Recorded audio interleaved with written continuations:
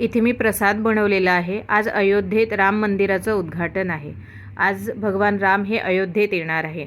तर म्हटलं चला आपण पण बनवूया प्रसाद। आमच्या बाजूला मंदिर आहे, तिथे हा प्रसाद चढवायचा होता। तर मी सकाळी उठून हा झटपट असा प्रसाद बनवलेला आहे। घरच्याच वस्तूंपासून बनवलेला आहे आणि प्रसाद म्हटलं की चवीला याचा तोड नसतो। तर चवीला खूप छान झालेला आहे। तर कशापासून बनवलेला आहे हे आपण समोर व्हिडिओत बघूया। त्याचबरोबर हा जर व्हिडिओ तुम्ही फेसबुकवर बघत असाल तर माझ्या पेजला फॉलो करा, यूट्यूबवर बघत असाल तर माझ्या चॅनलला सबस्क्राईब करा, त्याचबरोबर कमेंट नक्की करा, शेअर करा आणि लाईकसुद्धा करा। हॅलो फ्रेंड्स, मी लतिका, लतिकाज किचनमध्ये तुमचं स्वागत आहे। इथे मी गॅसवर एक कढई ठेवलेली आहे, बघा।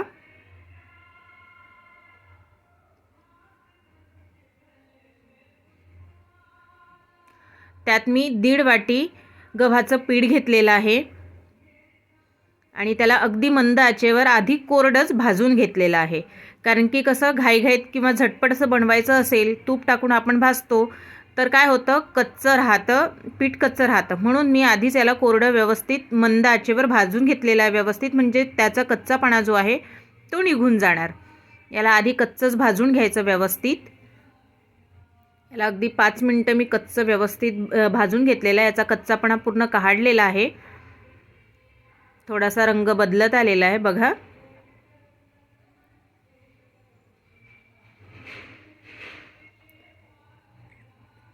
व्यवस्थित असं घोटायचं, सतत घोटत राहायचं। घोटणं थांबवलं आणि गॅस जर फास्ट असेल तर आपली जे गव्हाचं पीठ आहे ते करपायला लागते। आता पीठ छान भाजून झालेलं आहे। यात मी 6 चमचे तूप घातलेलं आहे। हे घरचं बनवलेलं तूप आहे। हे घालून मी छान मिक्स करून घेणार, म्हणजे तुपातसुद्धा हा छान गव्हाचं पीठ भाजले जातं।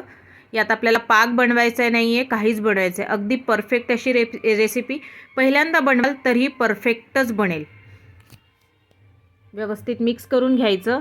त्याचबरोबर माझ्या चॅनलवर वेगवेगळ्या स्वीटची रेसिपी आहे, जे तुम्ही प्रसादासाठी वगैरे बनवू शकता। केळीपासून बनवलेले रसगुल्लेसुद्धा आहेत, ती तुम्ही व्हिडिओ बघू शकता। किंवा मग माझ्या चॅनलवर वेगवेगळ्या रेसिपीजसुद्धा अवेलेबल आहेत, ते सुद्धा तुम्ही बघून घ्या। तुम्हाला कुठली रेसिपी आवडली आहे ती मला नक्की कमेंट करून कळवा।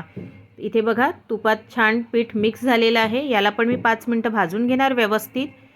बघा आता व्यवस्थित भाजून झालेलं आहे। यात मी 1.5 वाटी पीठ होतं तर मी 1 वाटी गूळ घातलेला। तुम्ही गुळाऐवजी साखरसुद्धा घालू शकता। आपल्याला याचा पाक नाही बनवायचा। मंद आचेवर या गुळालाही याच पिठात मेल्ट करायचं आहे आपल्याला। पाणी किंवा दूध घालायचं नाही आहे। जेव्हा हे हळूहळू मेल्ट होतं त्यावेळेस पीठसुद्धा या पाकात मिक्स होतं आणि फुलतं, म्हणून मी गूळ घातलेला आहे। याला बघा मी असं मिक्स करून घेणार व्यवस्थित। छान फुललेलं पण आहे गव्हाचं पीठ यातच। आता पूर्ण गूळ मिक्स झालेला आहे। मी एक ताट घेते आहे, ताटाला मी ग्रीस करून घेतलं आहे तुपाणीच। तुम्ही तेलाणीसुद्धा ग्रीस करू शकता।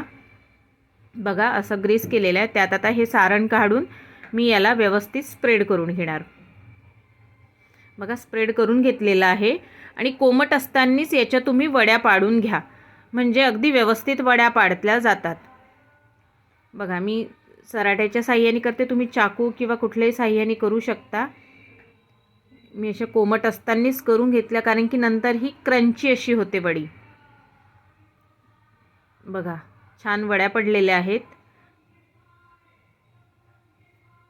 खूप सुंदर, चवीलाही जबरदस्त झालेली आहे। ही प्रसाद आहे त्यामुळे तो तर चवीला छान लागतोच। आणि हा प्रसाद खाल्ल्यानंतर मन आतून असं शांत वाटते। तर कशी वाटली रेसिपी, करून बघा, खाऊन बघा, मला कमेंट करायला विसरू नका। तर भेटूया पुढच्या रेसिपीत, तोपर्यंत बाय।